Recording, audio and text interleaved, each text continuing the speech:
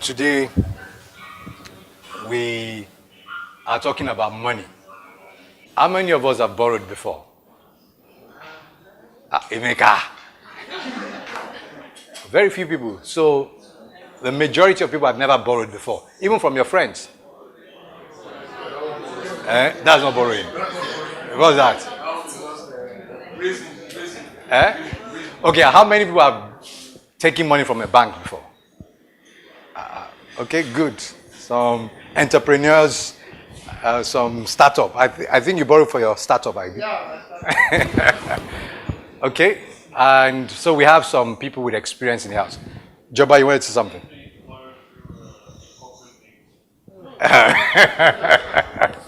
Okay, whether corporate or individual. And so today, we're discussing something very familiar. And why is this important for us at Olanuwa Ajayi?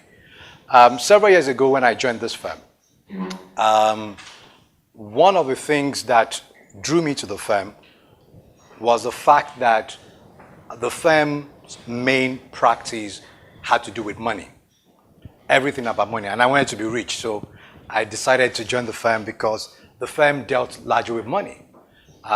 We were and still the leading firm in the country when it comes to dealing with finance. And when it comes to dealing with finance, at the heart of finance is the ability to borrow money for companies to do their projects and run their affairs. And at the heart of that process is the loan agreement. Mrs. Ogumbi, in her wisdom, has decided that we should take loan agreement as one topic. And for those of us who have done some financing before, you will know that loan agreement is just one of the documents that you encounter when you do financing. But it is probably the principal document and the document that are at the center of your financing. And that's what we'll be talking about today. Now, when we talk about loan agreements, I'm sure maybe I should ask somebody, Chiduben, what's a loan agreement?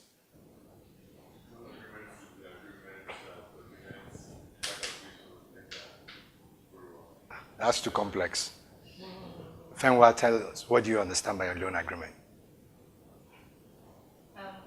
So I agree with him. It basically documents the obligations or to repay the loan, how the payment. You guys have spent too much time in Olanuwa Ajayi. Why must you complicate things? Document, rights, obligation. Simply, if you wanted to explain what a loan agreement is to your 5-year-old cousin, what would you say? Or nephew or niece? The agreement between the borrower and the lender. Okay, any other person? Agreement that documents the terms subject to which.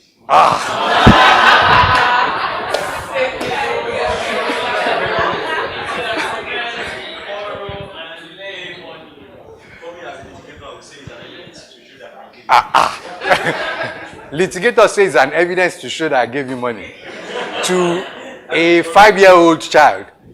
It's a contractual basis for that. Okay. Okay, I think we all know what a loan agreement is. It's an agreement where one person undertakes to give a sum of money to another, and the other undertakes to repay the sum of money. And usually for a price. That's what a loan agreement is. And that's why I asked us when we started, that who has borrowed before? You've borrowed from a friend or from your dad. You have a very rich dad. Donald Trump said his dad lent him money to start his business. A small loan. And, I don't think that was documented. But that's a loan agreement, which is a promise to give you money and a promise to repay the money. So it's that simple. And that's all we're talking about this evening. Very simple. Promise to give you money and promise to repay the money. But it just happens that some of the time, that promise can be as big as this. These 2 volumes relate to a loan. And this does not include security documents. Ms. Ogumbi tells us that she's going to be teaching us about security documents. And so these 2 volumes contain a promise by a set of lenders and one borrower, where the lenders undertook to give money to the borrower and the borrower undertook to repay the money. And so you ask yourself, if it's that simple.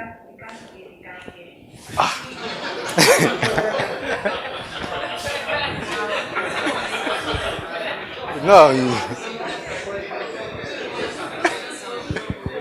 no, it's got nothing to do with us. Why do we need to have this? It's because we lawyers have cleverly hoodwinked the whole world, and we have justified a career for ourselves, an opportunity to make money. Clever. And that's why we have complicated the life of borrowers and lenders by saying that you need to have tons of documents to document your simple loan agreement. And what I'm going to be trying to do this evening is to show us why is it so complicated. Though appearing complicated, it is, however, very simple. But when it comes to loan agreements and our responsibility as lawyers, there are two key things.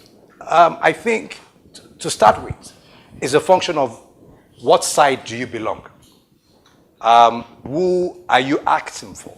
Who are you advising? And I say it's actually a balancing act between both sides. It's a dance.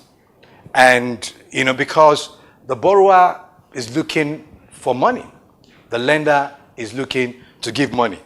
And so for the borrower is concerned with, sorry, my slides are not responding again. Okay, so the borrower wants to ensure that when it requires funds, it's available. Because not every time that a borrower signs an agreement with a lender that the lender is able to provide the funds. And as we go on in this, I will be giving us examples of situations that support some of the things I say.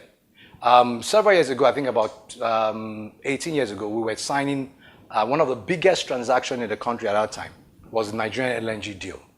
And it was the first time that a financing was being done in country that was beyond $1 billion. And it was decided that Nigerian lenders were going to be part of the deal. Of course, for the foreign lenders, they had dollars. But for the Nigerian lenders, it was a concern whether they would be able to fund the dollar requirements that the borrower needed. And so a major concern for the borrower was, if I sign this loan agreement, how do I know that the day I need the money for the thing I need the money for, your money will be available? And the question I should ask you as we go on is, if a lender signs a loan agreement with a borrower, and the lender promises the borrower that I'm going to give you $1 billion when you submit a document to me, and for some reason or the other, the lender, when the borrower meets the condition, is unable to, can the borrower sue the lender for the money?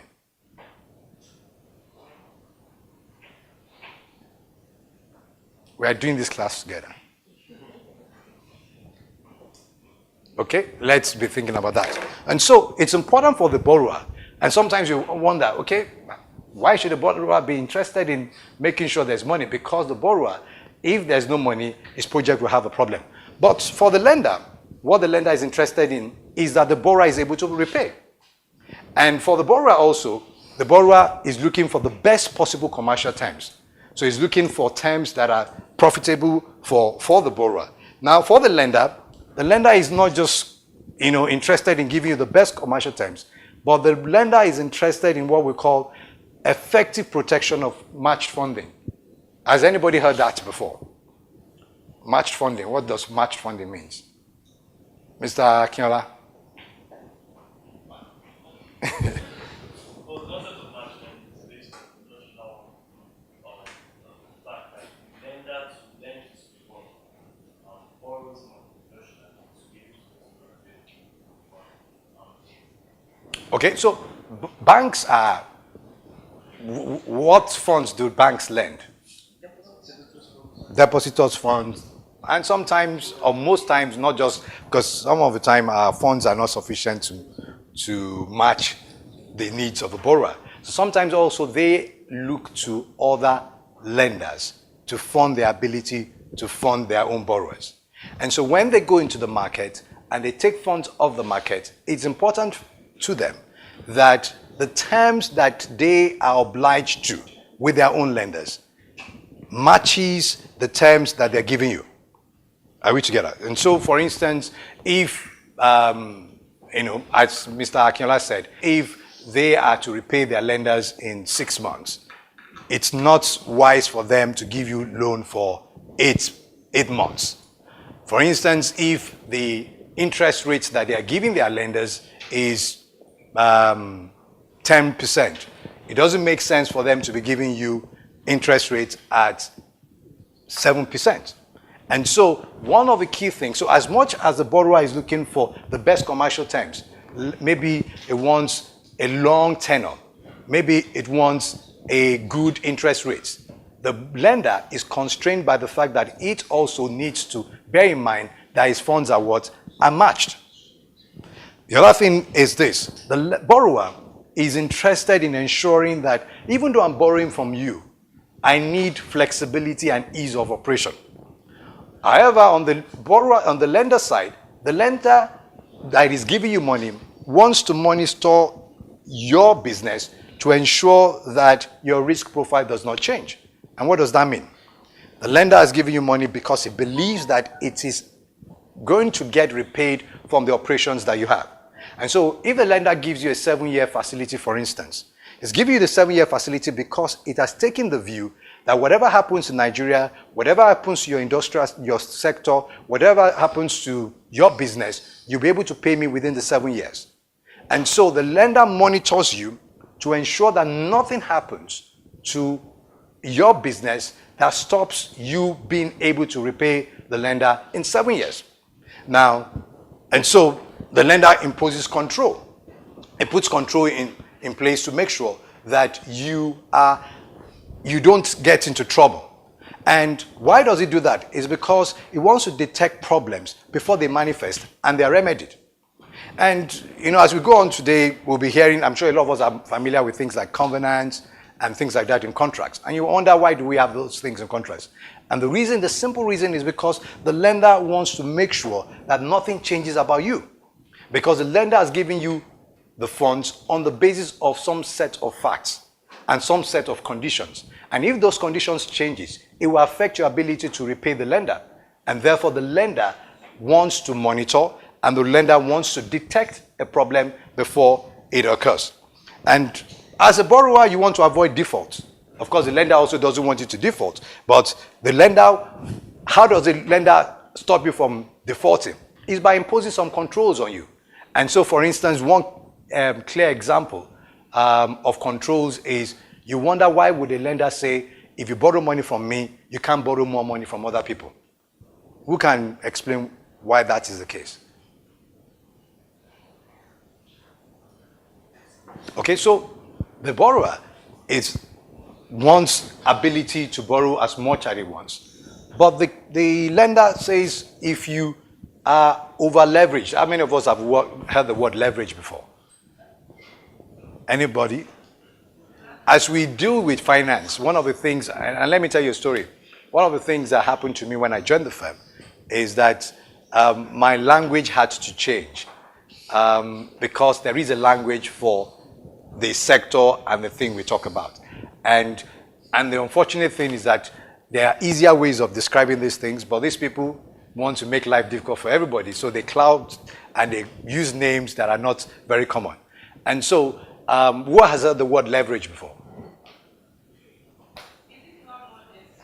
No, okay, but in the context of financing, and I think I like the way this conversation is going because it also shows you one of the things you need to be a successful finance lawyer. You need to have a basic understanding of balance sheet and finance. But in the context of financing, so when we talk about equity, we're not talking about your authorized share capital. We're talking about actual funding that goes into so there is capital. So there's debt capital and there's equity capital. And so when we're talking about equity in the context of what we're talking about, is actual funding provided by the owners of the business. So how it's accounted for, whether we all know that there's what they call thin capitalization rules. So some countries... So we don't know that. How do you do?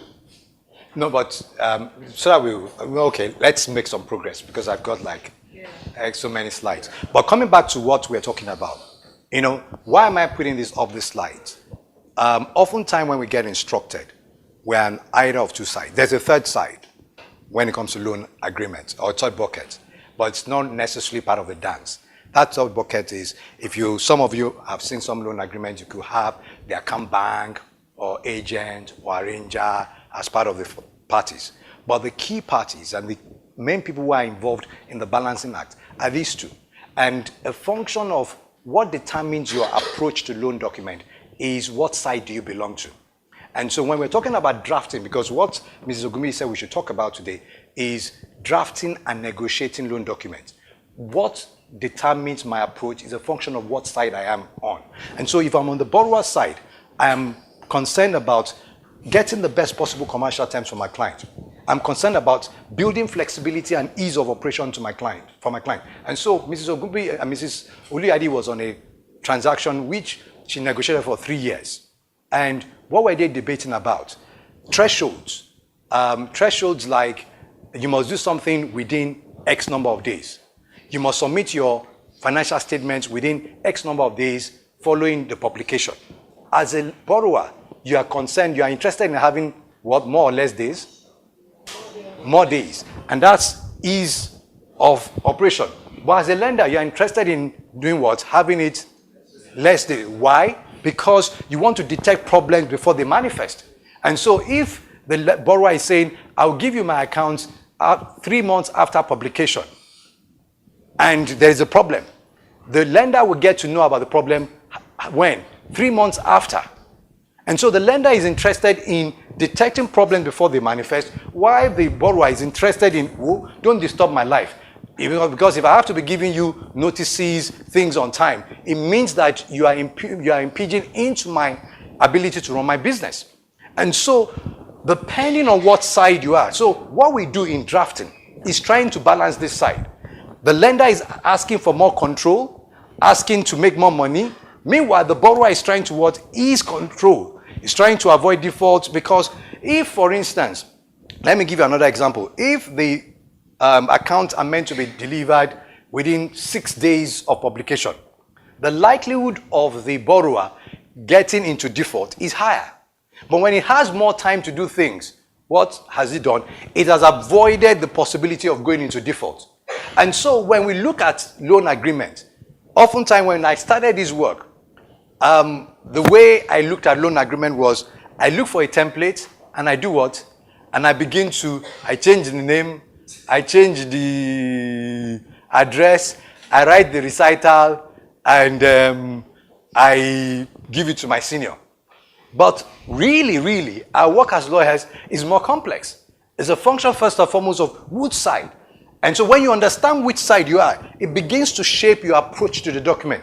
It begins to shape the way you look at every clause. It begins to shape the way you look at representation and covenants and CPs. Because what you are doing is trying to cover the interest of your client. And that's why I say it's a balancing act. Because oftentimes, the lenders want to win over.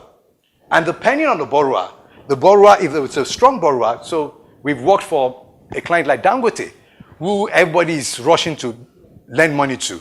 So when you have like a Dangote on the table, what happens? It controls and dictates what happens. So it will tell you this is what I want.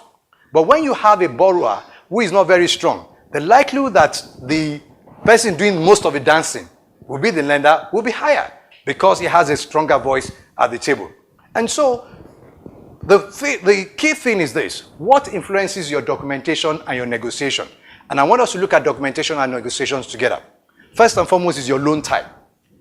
And when I talk about loan type, I'm talking about facility type because we all know that different types of facilities. And so some of us have heard about corporate finance before and project finance, for instance. Let's stay there.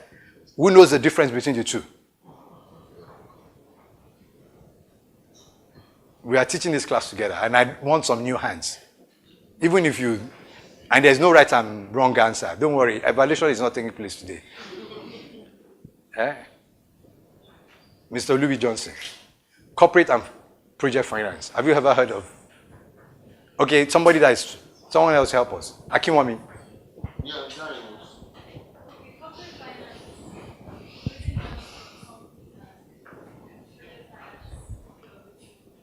A project. Okay, I love you. Yeah, one of the reasons why we are still in business. Okay, Dari. Project finance is not. So for corporate finance, they are not expected to repay. Finance is the company itself. Like the company wants to engage in the whole thing. You see, there are some. Okay, let me say our supervisors and our head of teams have not been doing a very great job. Because for those of us who joined this firm when Dr. Ajayi was still in charge, I think they've pushed him aside now. One of the one of the first books you read will be what? Graham Vinter on project finance. If you've not read that book, you are not a member of this firm. Or Philip Wood. Because the first thing you read is project finance, because you must know about project finance. And so please, after this session, we all must go and read Graham Vinter or what's the other one? Philip Wood on project finance. Now, but not to waste time, because I think we still have a long way to go. The point I make is this: the type of lending or loan that is being taken determines the documentation approach. One type of loan, for instance, we are talking, for those of us who have been working with me on Nigerian LNG, we've been talking about a corporate finance type covenant package, which is not as restrictive, which is not as extensive as a project finance covenant package. When you read about project finance, you understand why one is more extensive and why one is more restrictive than the other. And so the loan type is a function of, so you don't just take a document and write. And the industry or sector also determines the documentation type and the negotiation. And I'll give an example. Several years ago, before, we also had our evolution. And so several years ago, the first project finance, one of the biggest first project finance I got involved in this market was the Nigerian LNG project finance. And that was was the biggest third-party project finance in the country. That was early, that was 2001, 1999, 2001. Or between 1999 and 2001. And we did that deal, and it was to fund an LNG plant. Another thing which drives negotiation and documentation is the strength, experience, and sophistication of lawyers. And this, though may seem small, is extremely important. We've been on transactions before where the lawyer on the other side was extremely bad. Sorry to say that. And what that does is this: it slows your transaction, it slows you down, increases your transaction time. As a matter of fact, it may end up getting your clients to have a bad deal, because there are things that are markets. There are things that are recognized and accepted. So if a lawyer is not experienced enough to understand that, oh, this is the way things are done, and begins to push it, you may end up in a place which is not good for your client. And so the sophistication, the strength, and the experience of the other side also affects your ability to draft the right document and also negotiate the right document.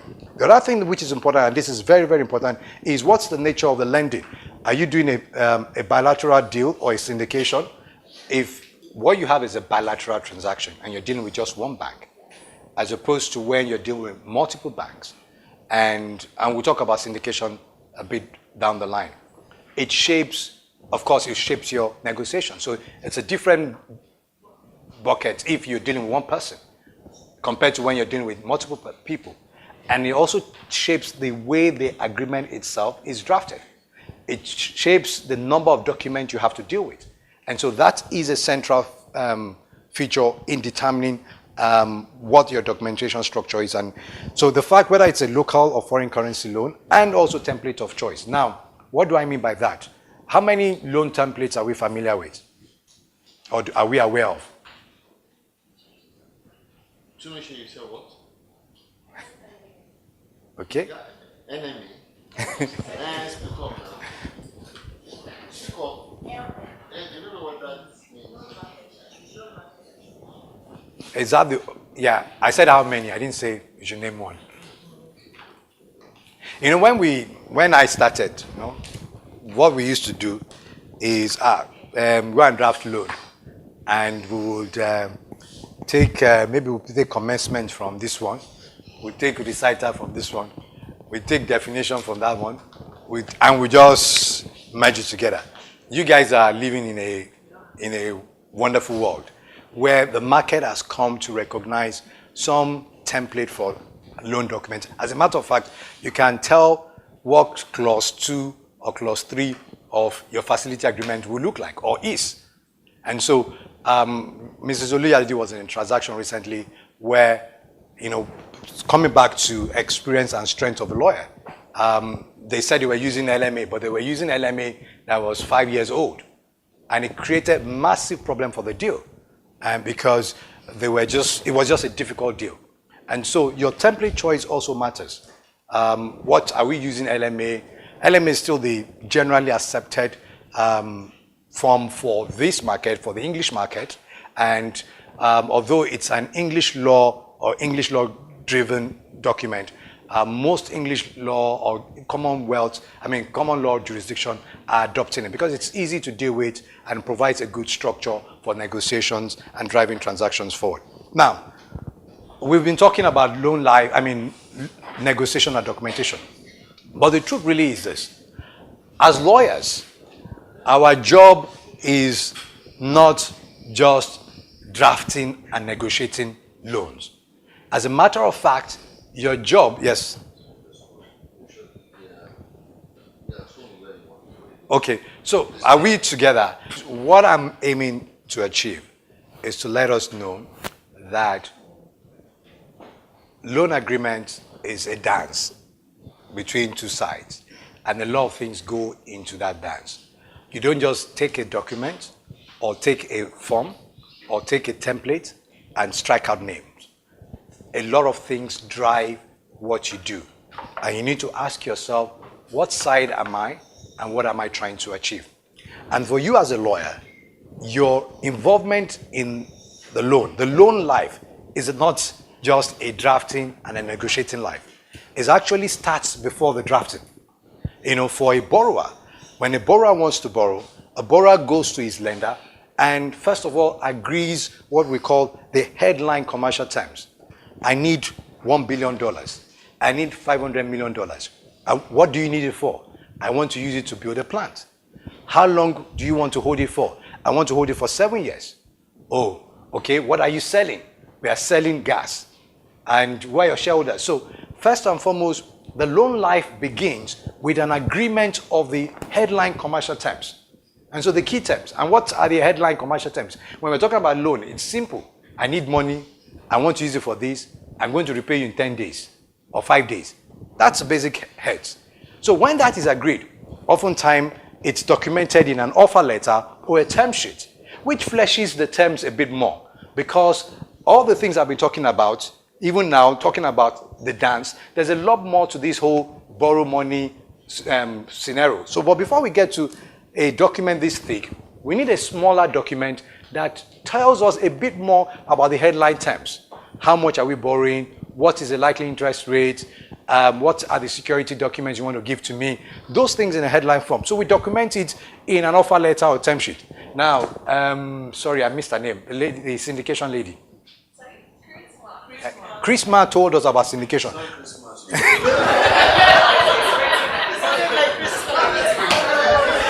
Chrisma.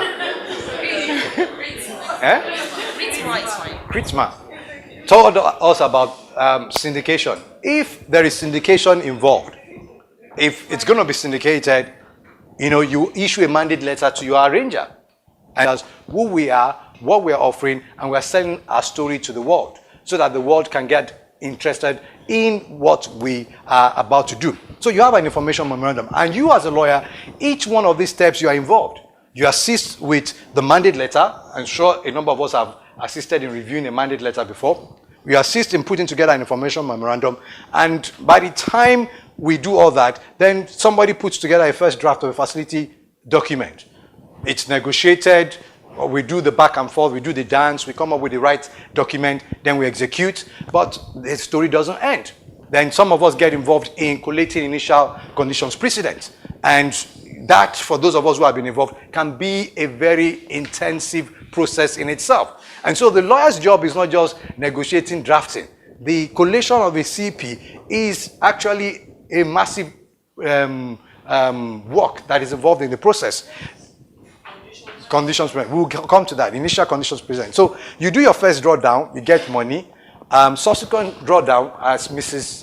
Ogunbi will tell us, we signed Azura how many years ago?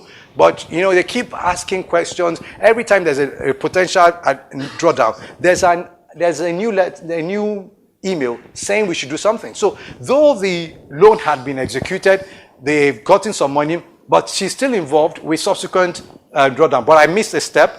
After the first drawdown, syndication takes place. And how the syndication, I will talk more about syndication subsequently, because a lot of the time, maybe 5 lenders sign a document.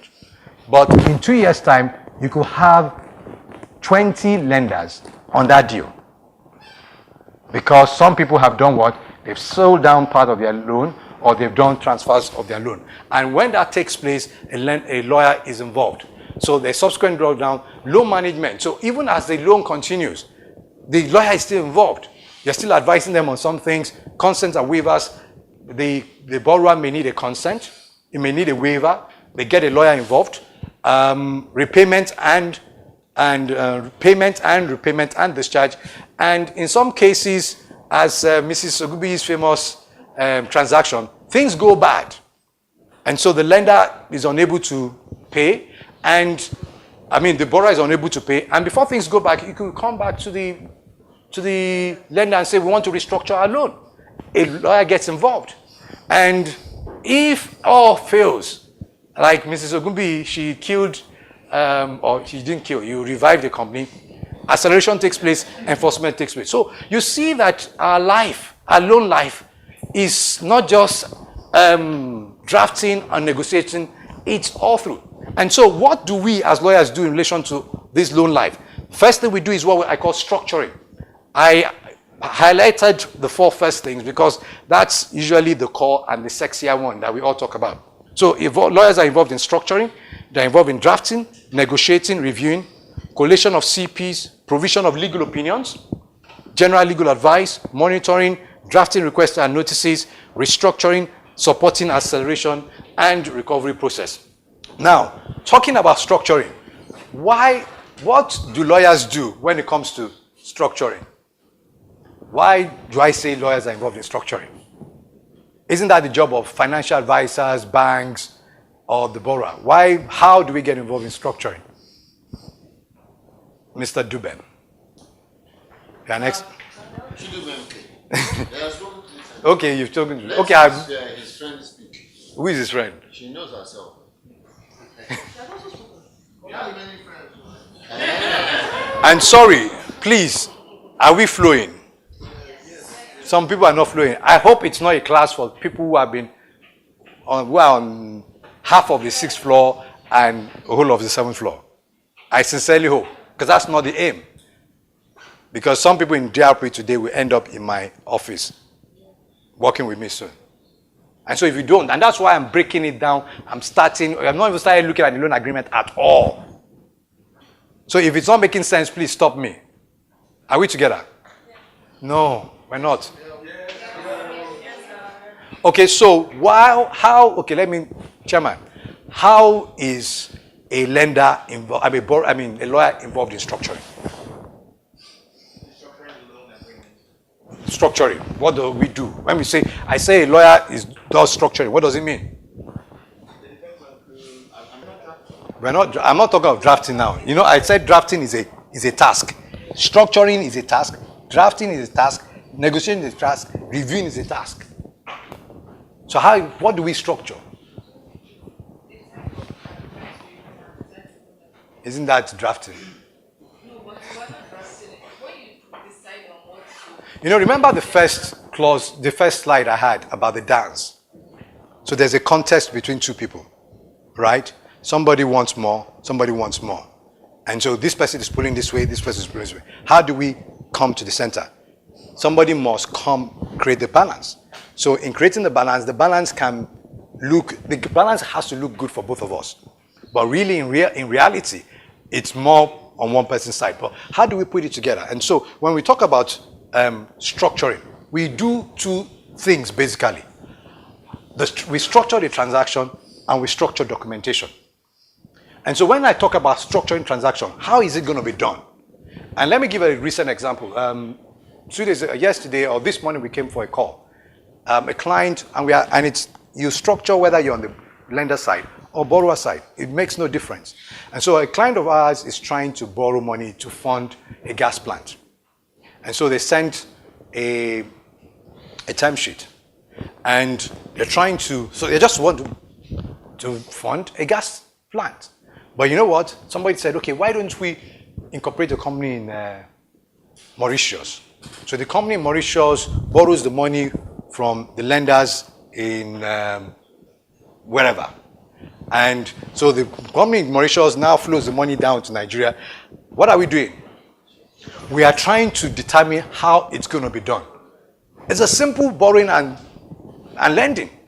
But oftentimes, because people have different interests and objectives, it's not just borrowing money. In that case, the client wants what? Can you guess what is driving the client's? It could be tax, but that's not the case. But in this case, what was something else? It could be tax. It may be CCI issue. And so the client has an objective. And that objective drives what? How we structure the transaction. Now, when we have structured that transaction, so for instance, in that deal, we have an offshore company which is borrowing money from somewhere else, who is not lending money. So that begins to determine the kind of documentation we put together. So in that deal now, if it was lending directly to a Nigerian company, it would just be lender, Nigerian company, one loan agreement. But in that case, the lender will lend first to offshore company will now lend to Nigerian company. So we are seeing how many documents? 2 documents. And so how it's going to be done drive how it's going to be documented. And so what drives your transaction structure? Largely, first and foremost, is client interests and objectives. What do we want to achieve? Because a lot of the time, clients just have some weird, I've heard some very interesting story in my life, and you're just wondering, what is going on here? Like this example I gave. Ask Mr. Salahu, why is your client just complicating our lives? But that's what we want. Because the easier it is, the less money we make. Are we together? And so, client interest, client objective drive structure. The other thing that drives structure is, it may be that there's a legal, commercial, or practical challenge. And so, it may be tax, it may be CCI, it may be foreign exchange consideration, it may be something that is legal. So there's a law that we're all trying to what? Dance around. So it's a dance. Or there could be a commercial objective that we're trying to dance around. Or a practical challenge. But most importantly, the key thing that drives structure is risk elimination, mitigation, reduction, or allocation. And what do we mean by that? Mr. Akiola, I see you're smiling. Can you speak to that?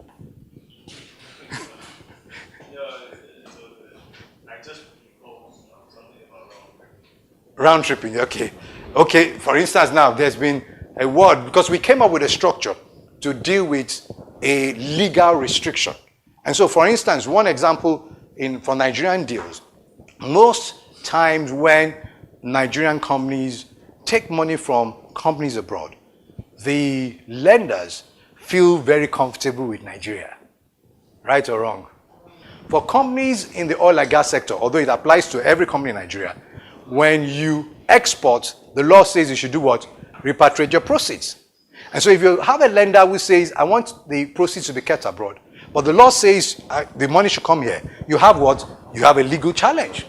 And so what do you do as a clever lawyer? You structure how it's done. And one of the things we've done in this market is that we do what? We bring the money into an account, and we do what? We take the money out. Because the law has not said you should keep it here. The law just says, bring it in. But it didn't say, keep it here. So brilliant lawyers have seen through the law and have tried to create something out of it. So that's what structuring is. But more of structuring revolves around risk elimination. And so the lenders are concerned that, okay, this person is a new company. This company is a company that is doing something that is totally new. What are the structures we can build to make sure that the money is not lost? And so risk elimination or mitigation are key factors that drive structure. And for you as a lawyer, what are the things you should do? Number one is think through the life of the loan relationship. And so we are talking about this thing that Mr. Akiola just brought up. And you think about from the very inception to the very last. And that's how you think as a structuring lawyer. And I must say something about structuring. Structuring comes with experience. Nobody's going to teach you this in school.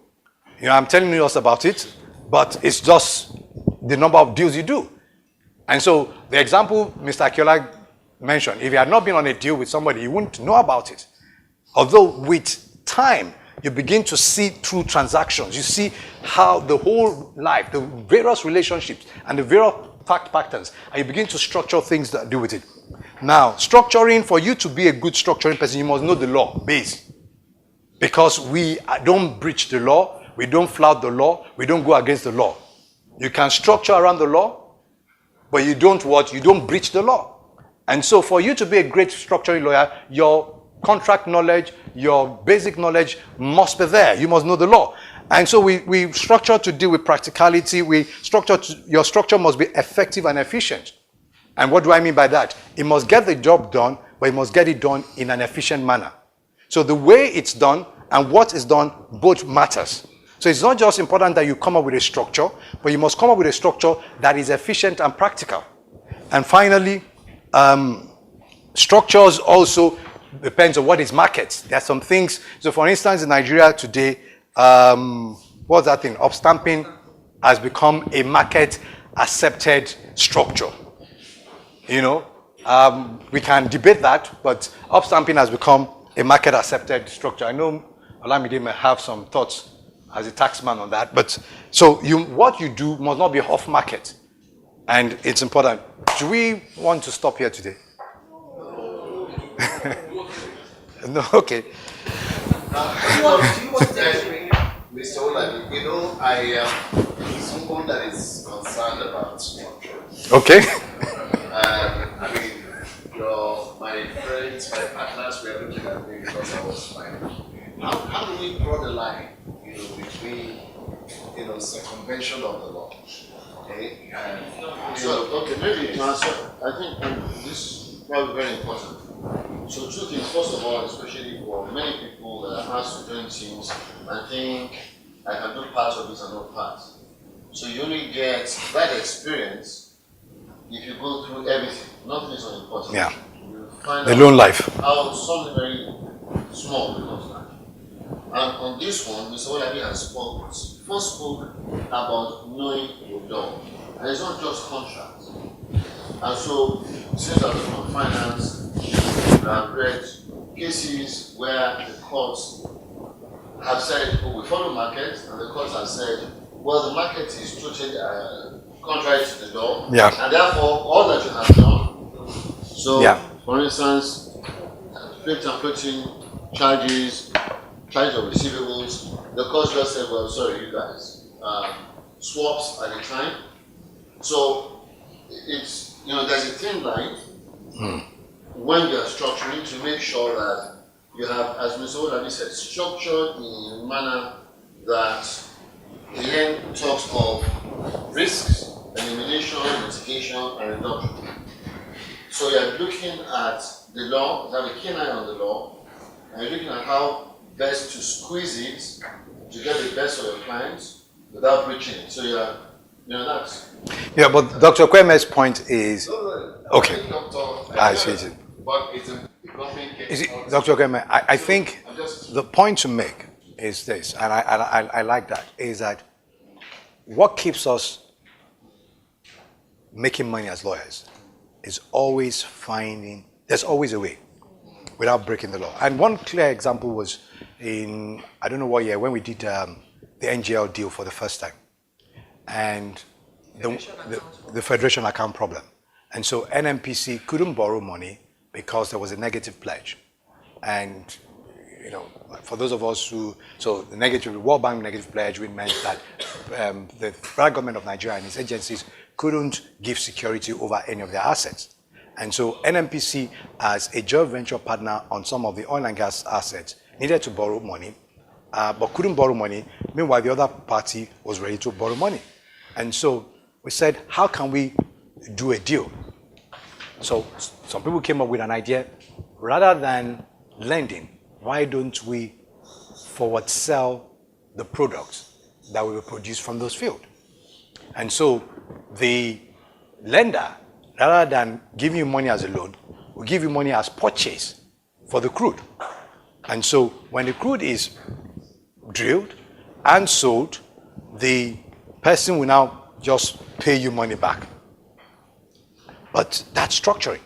But even that structuring itself raised another legal problem, because under Nigerian law, every time NNPC sells crude, it is revenue and is meant to go where?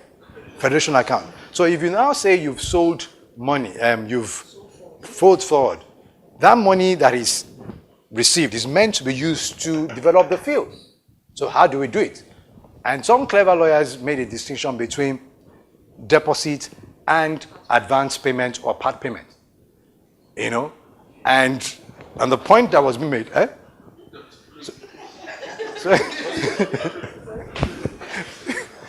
you know, there's a case that makes a decision. You want to tell us what's the difference between a deposit, a part payment, and an advance payment? So for a part payment, a deposit, part payment forms part of the purchase price, right? And while the deposit is just a down payment which can either be refunded. Correct, because for a deposit, I have not paid for it. But part payment, I have paid part of the. So people came up and said, oh, so when the lender gives NNPC the money, it is not revenue for the purpose of the Constitution. Now, what have they done? They've danced around legal issues. And that's what structuring. And I tell people that one of the most beautiful parts of this loan life thing is the structure. And that's why some of us are always drawing boxes, you know, and arrows, because it just gives life to it. And dimensioning. But the key thing, as I said, is your law must be sound. You must know that there's a federation account issue. You must know there's a wealth pledge. Well, if you don't know, you will just lead your client down the drain. And guys, it's coming to Nigeria. Lawyers are paying loads of money in damages for bad advice. It's happening. And that's why we'll come to legal opinions subsequently. Now, let's move forward. Okay, so we talked about structuring. The next thing is drafting. So we've structured the deal. We've structured the deal. We know what we're doing. We've agreed. So how do we draft? I want to say a few things about drafting, because typically these days we have our LMA. And so people ask, okay, we have LMA. So why are we still spending 1 year discussing the loan agreement? And that's what this whole thing is about, because the fact that it's LMA doesn't take away the dance. The dance still takes place, and it's a balancing act. And so when you are drafting a few points, always be guided by the agreement of parties. You know, and so is there an offer letter? Is there a term sheet? What have we agreed? You are not, by drafting, trying to reconstitute or change the agreement of parties. And before you start writing, make sure that you're clear about what to document. A lot of the time, lawyers just take a draft and they start. It is the template that is driving their drafting. No, it is what you want to write that should drive. So your template is like plasticine. It's like something you mold into the form. A lot of the time, when I was younger, we'll draft some parts we'll just jump. Are we together? We'll just jump. They are too complex to understand. So you just go to the parts that you... Anybody like me? Oh, I feel better. So, but guys, it is important that you understand tax gross up, tax indemnity, every part of it. And that's how you begin to dance well, because you don't know, some of the time it's that part that will be the negotiating tip for you when you're drafting. So you need to know every part. Then do not cannibalize templates. You know, there's one transaction we did several years ago, and one of my colleagues, by the time the document was coming out, we didn't know whether it was a loan agreement. You know, so why it's plasticine to be formed, we're not saying change it to something different. So LMA is LMA. Don't now say, okay, I'm moving, I don't like the way governing law is. I'm going to put it in front. And that's why most of the time, when you don't even use a clause, you keep what? The numbering. And you write not used. Because the idea is a template that is a form that is agreed is meant to be kept that way. So don't cannibalize it. Stay true to the theme of the template. Then clearly and consistently set forth the parties' rights and obligations. A lot of people don't understand, when it comes to contracting, a contract is not a storybook like that. So we don't just write things into contract. Okay, some people say, let me just write, we're dealing with something. There's also write that we will get board approved. I say, okay, what is this for? What is this? What, is it a right? Is it an obligation? Just write it there. It doesn't just happen. So be clear and be consistent about setting forth parties' rights and obligation. Then this is very, very important, especially when you're doing transactions that have multiple documentation. Your documents must speak to each other. They must what? Speak to each other. So when they pick one document, and that's part of the hard work we do. And so a defined term here must not mean something else in another document. A defined term here must not mean another thing in any other part of a document. Your document is like, as I said, it's like a dance. Everything is a symphony. It must speak the same language. And you must have, that's why you must know every part of your template and your form. You must understand them very well. Because if you don't, you will just be, you end up with a document that is not working. Make each clause do one thing, not more. Don't have a clause that is granting, that is, we used to do that in several years ago. And that's why if you look at the LMA, every clause is saying one thing, not several things. So don't bunch things together. Use proper grammar, clear, simple, and business-like language. Because a lot of the time when you're drafting, though we're using the form, you still need to write some things because that's the beauty of negotiations. You still need to add something. And let me share with us what we're doing on Nigerian LNG. We're doing what we call a prepayment agreement.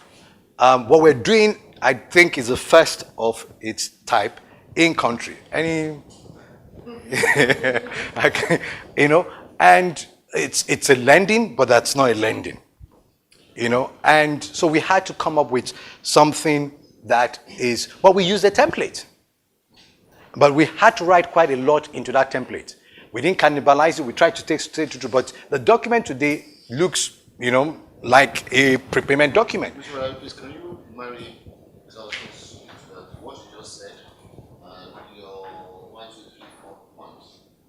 No, don't cannibalize. Yeah, and what you just said, I think, so that people understand. So I don't want people to think that they must be Slavish. Yeah. I actually had a line, don't be slavish to your template, but I took it out because I didn't want to send the wrong message. Because just in explaining, being fidelity to the form and creativity and innovation. So, for instance, using the prepayment agreement, for instance, the document today, if you look at the document, it still takes the form and outline of a loan document. There is the grant, there is the CP, there is the repayment, there is the interest and delivery premium.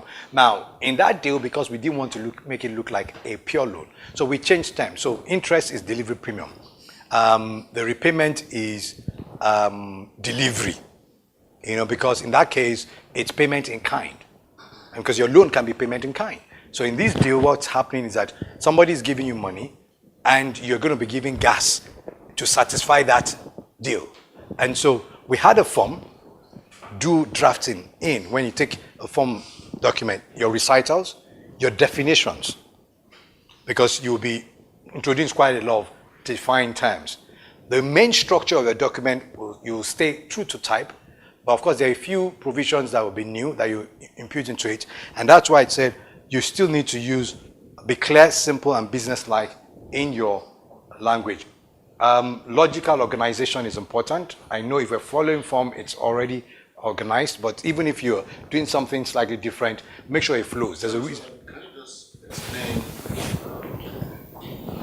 so we understand how, when you were drafting this new agreement, you still had fundamental principles at the back of your mind.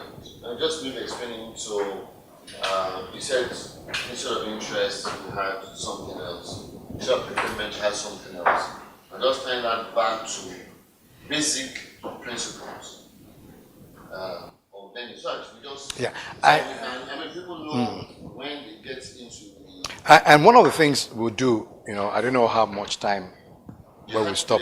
So we still have, Because, by the time we get to the later part of the document, when we talk about representation, we talk about covenants, we talk about things like that, which are, standard parts of this document. Now, what we did is, the lenders had, or the parties had a document which pretty much summarized what they wanted to achieve in terms of, we're going to give you X naira, you're going to pay me in this manner, and this is the interest you're going to give to me, and all that. Now we looked at it and said, okay, this is what you want to achieve. This is the law that governs what you want to do.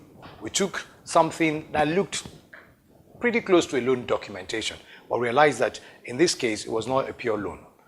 We had the old forward sale template, but we realized that it couldn't fit automatically into this structure. So what we took was, it's near an LMA type document, not exactly. And we know that you're giving me money. And so we tried to build that into it. In this case, they had increased commitment language. We tried to adapt the typical LMA increased commitment language to fit what we wanted to do. We had a repayment obligation, although it's a delivery obligation. In this case, it's gas. So what we tried to do is we were adapting. We're not reinventing, we're not tearing apart fully, but we're still trying to maintain the principle behind the documentation. Yeah, I think to summarize, I think bullet 1 is fundamental. Yeah. At the end of the day, your document is a tool to achieving that bullet point. It's just a tool. So you're supposed to mold that document to achieve what the parties wants to achieve. So whether you start with a template or you start with a bespoke document, that is fundamental. That whatever you're drafting must be worked towards achieving what the parties themselves want to achieve in the best way possible. Okay, so I'll just run through state requirements positively, use active voice, keep sentences short. Guys, these are just broad principles that I have learned over the years. They're not exhaustive, but they're just things, so I'm just sharing with you my own. Yeah, Mr. Malou is taking a session of commercial drafting. Okay, so these are just my own thoughts. Now, next thing we talked about is you may not be drafting, you may be reviewing. And I don't know which one is more fun. Drafting is more fun. Why? Gives you more Yes. and it's more exciting. It's more work to review. One of the things, the first thing I learned from Professor Ajayi is that there is no perfect document. And so you can, sometimes as a young person, your guy gives you something. Where am I even going to start? What is wrong with this document? It's perfect. The truth really is that there is something, except it was written by angels. Something is wrong with that document. And the first point to make when it comes to reviewing is that the drafting rules that we've talked about applies also. So you start with what's the agreement of the client. All the other points I've raised earlier on. And don't make changes just for the sake of it. Don't say Mr. Wolabi has said, because some of you feel pressured by the need to impress your clients and say, I would like now go to your supervisor.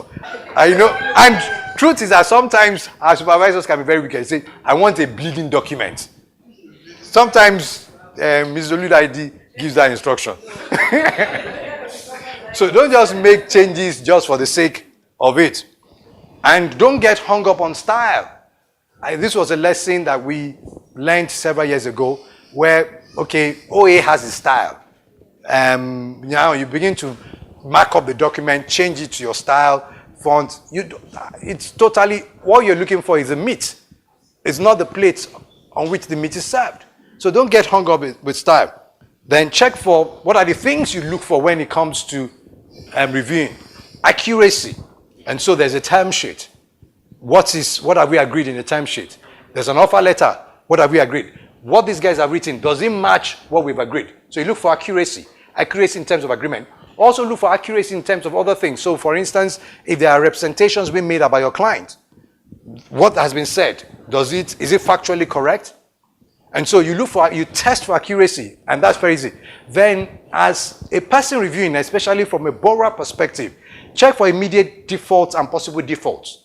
And so look for things that will trigger a default by your client. And so if we sign this document today the way it is, will my clients get into trouble? So you review, because truth really is this. Most of the time you're reviewing because you are what? You're a borrower's counsel. Why is that so? Why is it that the lender's counsel hold the pen most of the time?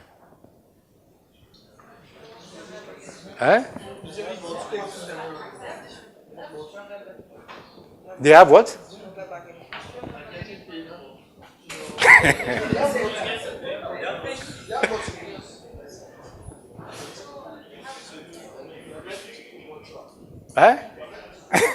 No, the lender would typically control the draft because they are the ones giving you terms. You understand? So most of the time you are the one, reviewing immediate default, check for client objectives and interests, then check simple things, at least, even if you don't know the thing. Organization, is it flowing well? Check for internal logic, internally, is it logical? Is it consistent? Is it readable? Does the language flow? You can amend all that. At least those are low-hanging fruits if you are not very technical. Then look for typos. Now, at least if you correct typos, your supervisor will still say some work has been done. And it's important. Very, very important. Please, let's not diminish. Now, let's come to...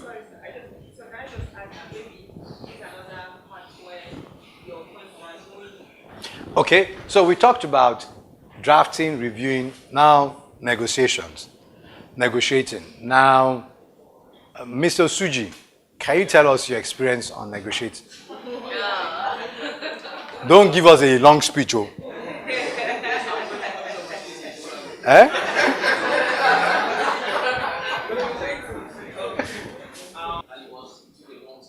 So what your dance really was, they were over-controlling and you were trying to restrain, and that's always the tussle, and that's what drives negotiation. But just talking about negotiating, number one principle is know what your client wants and be prepared, point by point. So you need to know what your client wants. You don't go into a meeting to discuss a loan agreement without fully having a pre-understanding with your client what the client wants. Now, Mr. Suji, the reason why it's still in the context of what your client wants is this. The client may not know the specific things that he wants, but you're driven by the overall objective of your client. And so, for instance, coming back to your deal, if the client just wants money now, from whatever, because one of the things about negotiation is that you must be able to walk out of the table. So if your client is just desperate, there's nothing you can do. But if your client wants a balanced deal, now, he may not know the details of the things, and you need to advise your client too, but know the posture, know the objective, know what the client wants globally. Are we together? So don't be afraid to ask, aim high and expect, and don't over-negotiate, Mr. Suji. No, sorry, that's the wrong use of word. Know when to stop. Because a lot of the time some people, and that takes me to the next point, it's not a show. Sometimes some lawyers, that's very important. Especially for those of us, you would speak now, Joba, those of us who are, some of our peers are in peer firms, want to show this firm that we know it is us. It is not a show. You should know when to stop. It's important business your client. Yeah, Joba. No, I just wanted to. So sometimes the clients also ask for things that are not correct, or you know that in terms of closing the deal, you will not use them.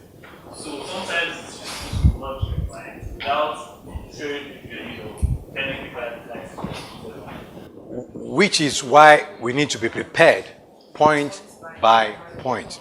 And that's a very valid point. Don't be difficult, be polite, and be measured. As I said, it's not a show. And it's always useful to cultivate a relationship with the other side's lawyers. It's very important. And a lot of the time, you have very nasty and difficult people on the other side. Don't take the other person's behavior personal. Don't, Mrs. Uliadi was reporting a meeting they went where adults were almost throwing fists. It's totally not necessary, and that sometimes you get on a deal that will test you, so you don't need to take it. Know the other side, do your own work. And still talking about negotiation, one trick I have learned personally is I avoid making the first offer on anything. Because when I make the first offer, I find out I'm negotiating against myself. And so a number of the points, we're talking about thresholds, we're talking about materiality, we're talking about things like that. Okay, so what's your idea? Because a lot of the time, when I put an idea on the table, it may even be lower than the offer. And so I always avoid making the first offer. And one of the ways to do this thing is show the other person how their needs will be met. If you show, because the other person is a win-win thing, always approach this thing by saying, okay, this is what I'm offering you. This is where you're going. This is how we are making you whole. Don't just say it's about us, it's about us. So whether you're on the lender side or you're on the borrower side, always try to make the other side see that this is what is in it for you. Because if you don't show how their needs will be met, it will be a problem. And so that's why you offer benefits for accepting your offer. Don't give anything away without getting something in return, no matter how small. And that's one thing. So you always keep small things. It could be on your tax indemnity or anything. Just keep something small and use it as a bargaining chip. That's the same point. Don't be in a hurry. And the most potent negotiating skill is listening. A lot of us lawyers don't know how to listen. We don't know how to listen. And I think OA lawyers are particularly guilty. We are always the first to speak when we get into the room. And oftentimes it's not the best approach. And it gets people's back up. And a lot of the time, I've heard it said, that a lot of the time when people know OA is on the deal, they resource their team differently. No, it's true. Guys, first of all, before we leave the meeting, I agree what are still outstanding and what has been agreed. Just discuss it. So just, go by it. Okay, guys, we're going, but this is what we've said, this is what, then we follow up with an email. Or updated issues list. It could be any form of communication. It doesn't have to be, because it's possible that we've been circulating a list over time, and so, but always, I mention it before we leave. Make sure everybody's on the same page, because it's really, I've been on transactions where the second, the third, and the fourth meeting, we're going back to the first thing we had agreed or discussed earlier on. Okay, maybe I should take some questions. Yadura.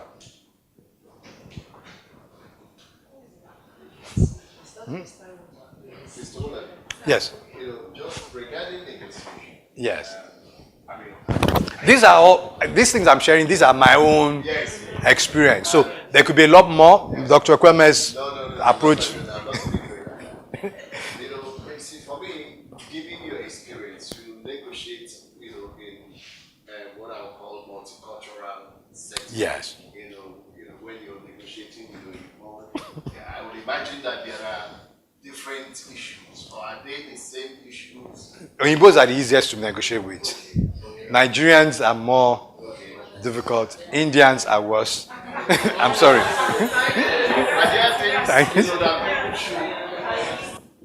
Okay, as I said, for a loan agreement, as it's a dance. You as a borrower, you're trying to reduce control, avoid default. As a lender, you're trying to control, monitor, and all that. Now, so first and foremost, it's a function of which side you are on. But having said that, we both are vested in getting a deal done. And a lot of the time, and that's why it's important to work with lawyers who understand market, who understand templates.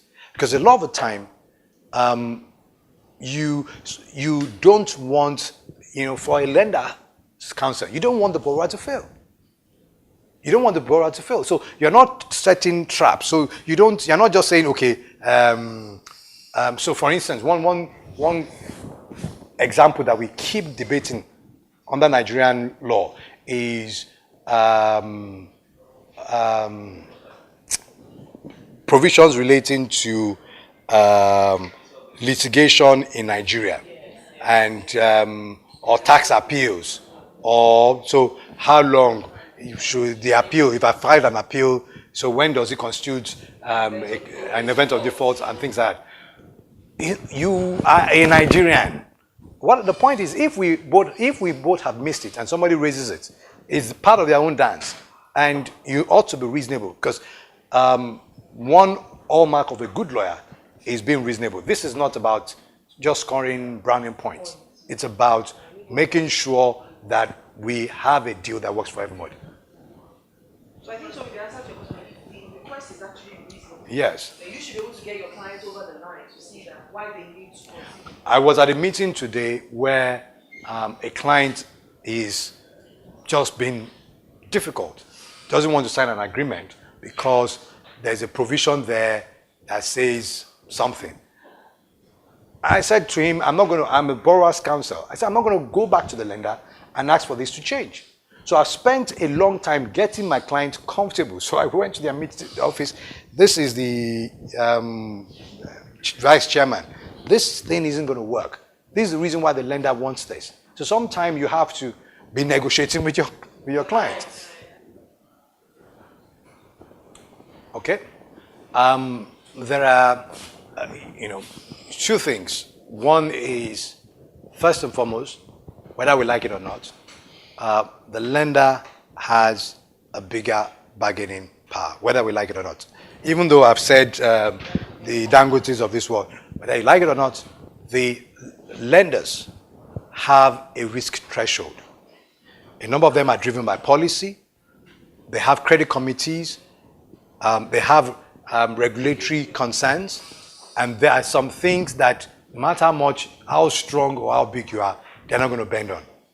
And one of the experience you need to have as a lawyer, depending on what side you are, is to understand things that are sacrosanct. And so for a lender, so whether you like it or not, as I said, the lender is the lender, is the one that has the box. Yes, there may be 10 million other people in town who can give it to you. So that's one thing you need to bear in mind. We need to understand where the balance of power really lies in relation to that issue.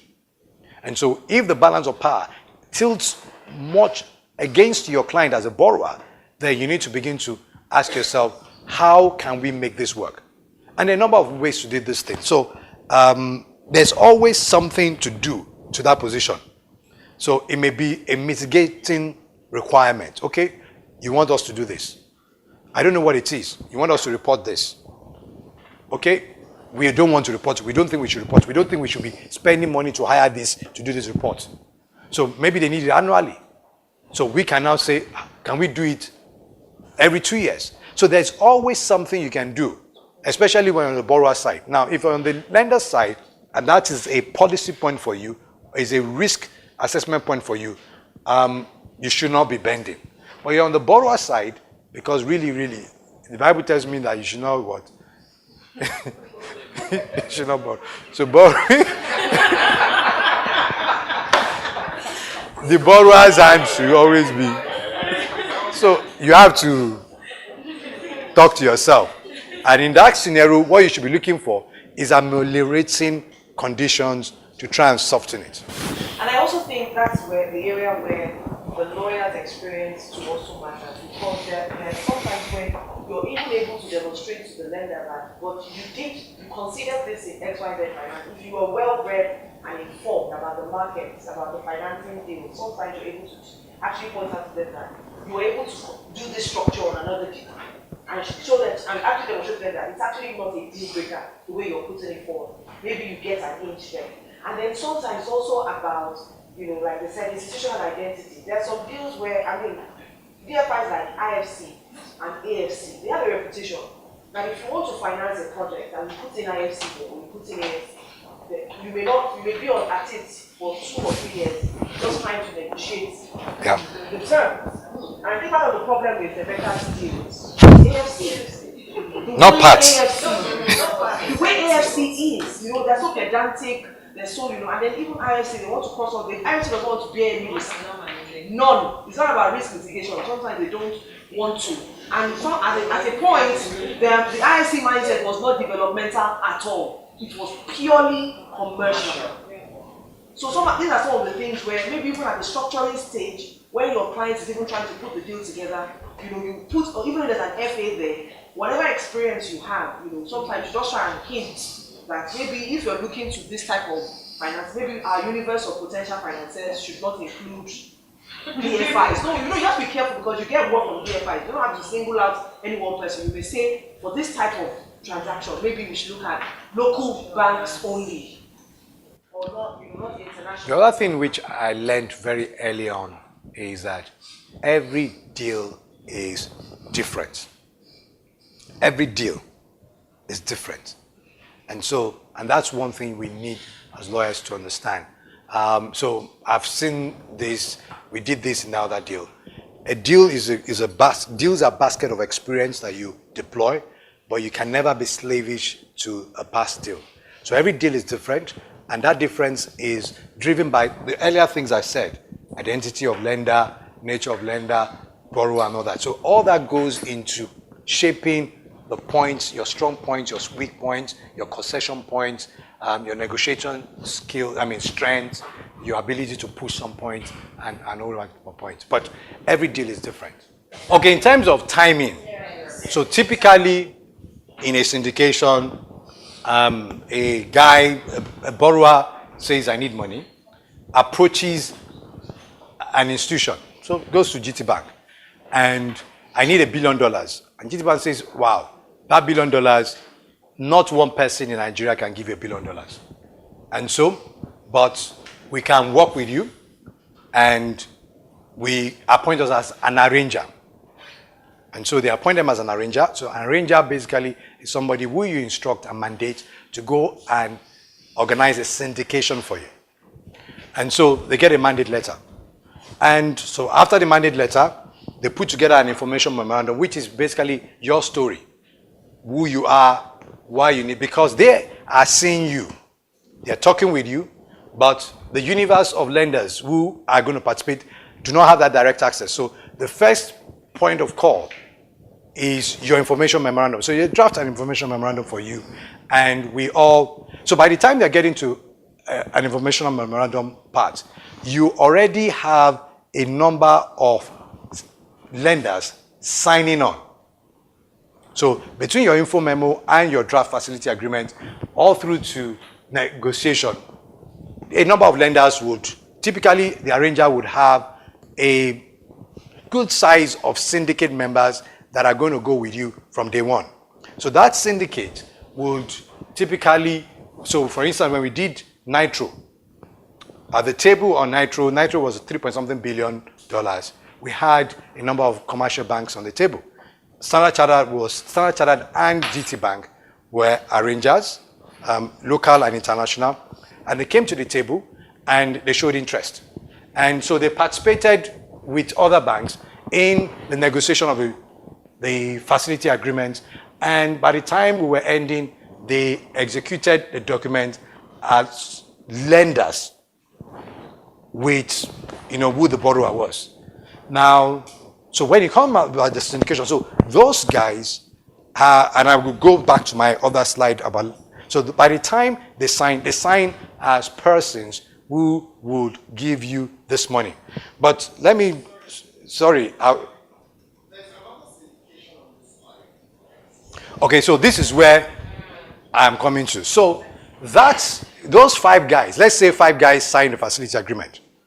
Those 5 guys, so when it comes to syndication, there are Please, can we pay attention? basically 3 types of syndication. There is a syndication where we say the deal is underwritten, where the arrangers guarantee the entire commitment, and so they're signing with you, and they're going to provide you the amount of money you need, and they now go and syndicate the loan. And so part of their syndication can be that on day one, once they've signed an underwriting commitment with you, they would get people to join them from day one, or if by the time they've signed the facility agreement, they've only gotten 5 people to. So let me illustrate. Sorry, my handwriting is. So let's say Mrs. Ogumbi Limited, O Limited, needs $1 billion or dollars, okay? So they get an arranger, GT Bank, and GT Bank signs, it's an underwritten deal. So meaning that GT Bank says, so apart from the mandate letter, they will sign what we call an underwriting commitment.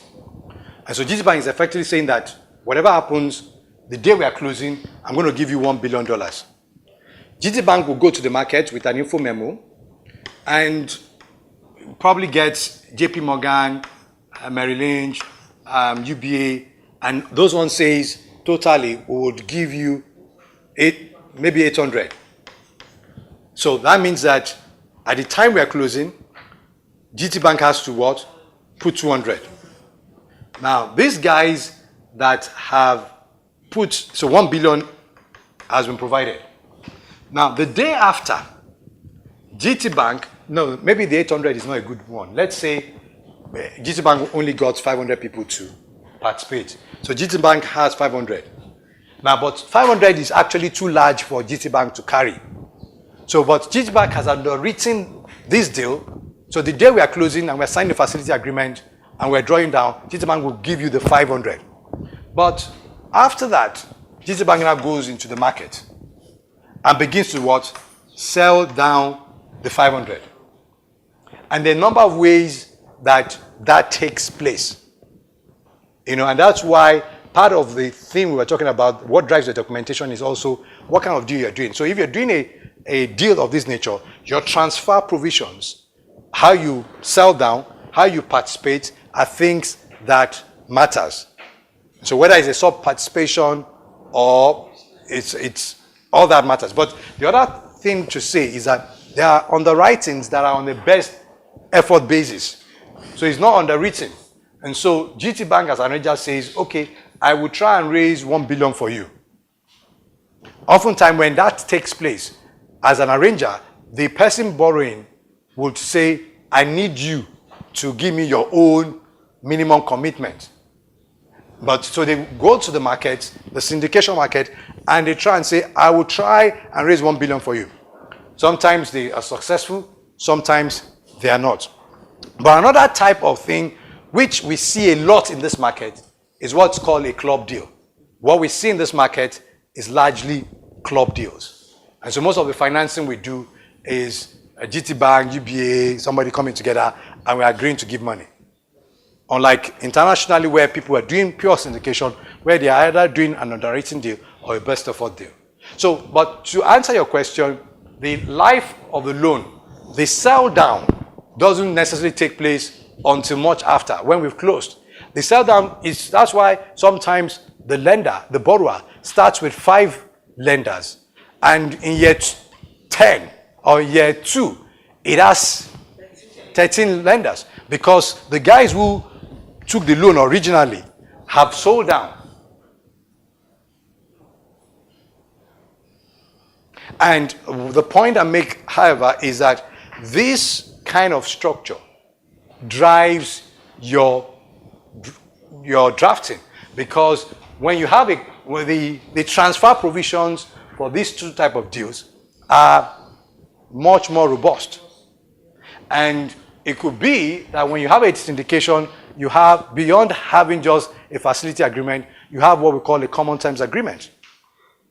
And, you know, those are some of the other things. So when we talk about loan documentation, it can be, you know, slightly, lawyers are just terrible guys. They just make it so easy for them to make money.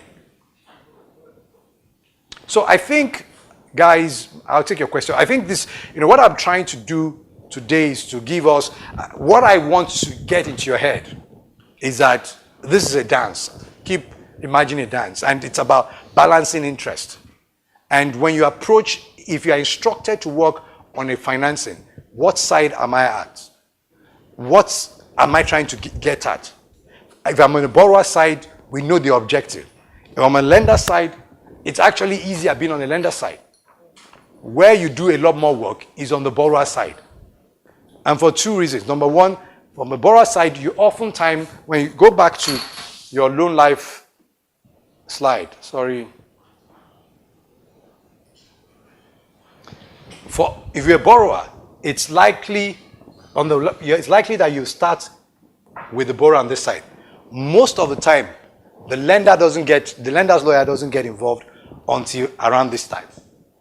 And so, for example, we're doing Nigerian LNG now. We've been working for a while now. Lenders' lawyers are not in the picture. But we are doing all the structuring. We're trying to determine headline commitments. We're doing all this. We are doing draft term sheets. We are already working towards doing a formation memorandum. Meanwhile, lender's lawyer has not been appointed. So, as a borrower lawyer, there's a lot more fun there. There's a lot more work there. So you do a lot more structuring, a lot more of this before the lenders council. But although, as lenders council also, you still do a lot of that. But the point I'm making is this. It's not just slapping things into a document. You are actually an artist. You're trying to create something for your client. And it's important to bear this in mind. So I think this is a good place to stop today. Yeah, question. So is the sell down sort of transfer of the balance? Okay, so you imagine, I don't know, how does this thing work? I think you can use your finger. There's a place that does that. There's an electronic. Okay, so what did we say? A loan agreement is an undertaking to lend and an undertaking to repay, right? And so we do a syndication. Okay, just listen to me. So I said, Just fill it for me.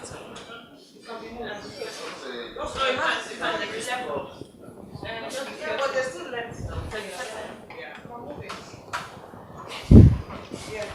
so what we said earlier on is, so we start with our loan documents, and we did our info memo.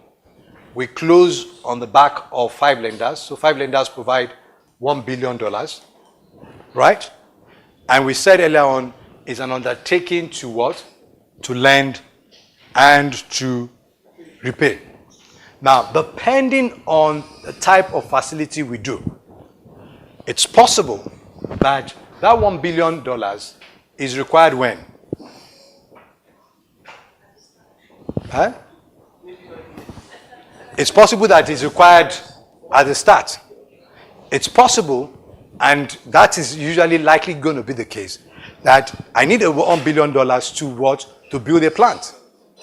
And so I would, the day to do the land, I get $100 million. The day we get to this stage, another $100 million. So you will be drawing down in bits. Now, can I ask you, why as a borrower would you not want to draw down the $1 billion immediately?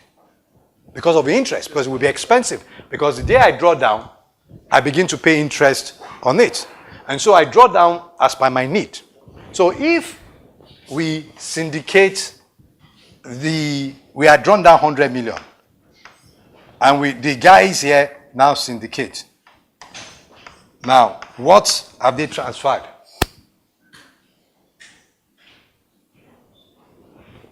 You just think of it. So let's say there were 5 people, and they all contributed $20 million to make up the 100 million. So they are still to provide $900 million. So there's an undertaking to provide $100 million. But there is already a right to $20 million. And so when the man, because there are different ways of doing the syndication, I can decide I want to go out totally. I can decide I'm just going to sell part of what I have. And so it could be that I'm selling not my rights, what I've given, and it could be that I'm selling my obligation to give more money. And it could be that I'm bundling both out. Are we together? And so, if, for instance, I'm selling what I've given, that means that the guy will give me $20 million. I've sold down. Right? And so, $20 million I've sold down. So, he will not be the one. So, if we are selling obligations, so I've not given anything, the guy is just participating. And so, when the call is made for the balance, he will put it in. And it could be that we are doing this after the whole money has been drawn. And I'm managing my portfolio. I'm owed $500 million, but these are $500 million. I don't want to wait for long. Or maybe Tumi is doing his own plant. Tumi's deal is better than Falake's deal. Let me sell Tumi's deal to you. You may be interested in taking Falake's deal either because of your profile or your risk appetite, or because you want to invest in a Nigerian asset. You rather take Falake's deal, though it's not as good as Tumi's. So, just to answer your question, it could be the right to the money that has been drawn, or an obligation to pay the part, to participate in the part that has been undrawn. So you have spoken about the Lenders Council oftentimes being more than just the facility documents, that's the documents. In what circumstance the Borrowers Council, what determines who's right? And what are the advantages of it? The advantage of holding the pen, that's the expression we use, is that you control the narrative. You understand? Once you've written a story, then the person is negotiating from your song sheet. So that's the advantage of holding the pen. Now, we have been cases where we have held the pen as Borrowers Council. Very rare. A number of things drive it. Number one, it's a function of who the lender is. Sometimes the lenders are not strong lenders, and therefore they are, or maybe the borrower is throwing his weight around. Number two is oftentimes lenders are coming into an established structure. So for instance, although rare, you may be that we are, because it's not just about loan agreements, it's also the whole plethora of documents Ms. Gumi will be talking to us about, security documentation and all that. And so when lenders are coming into, so maybe there's an old loan and we have a structure on the ground already, which the Borrowers Council is already familiar with. And the lenders are just saying, rather than reinvent the wheel, we need somebody who is comfortable with it, but we would get our lawyers to test it. So why will I be fulfilling the contract if I've not signed it? Now, we will get there, because the other thing you need to bear in mind, unfortunately we have to stop here. We'll talk about conditions. It's not a condition precedent to the effectiveness of the document. It's a condition precedent to lend. Okay, we'll talk about that, whether it's condition precedent to borrow or to lend or to draw or to issue utilization. So the point to make to you is that these CPs are not CPs to the document becoming effective. The document becomes effective once signed. But my obligation to lend to you or to give you money, I won't give you the money until you show me 2, 3, 4, 5, 6 things. So that's why the document has to create this obligation to do these things. So that's why you execute before collating. And we'll talk about how the dance is, because collation, drawdown has a mechanics. You want to, close, you want to collate on time because there's what we call availability period, there's commitment fees and all those things, but we'll talk more about that. Sorry, confusion about the word collate. What is that's not the problem. But do you understand my point? So the reason why you have to execute is because these things, if you don't sign, Why will I be doing this?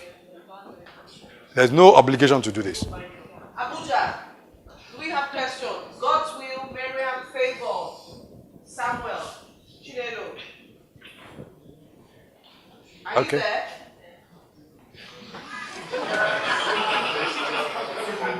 Wow. Are you Hello? Since we're done with, can we switch to viewing mode? Can we commit? Were you guys listening?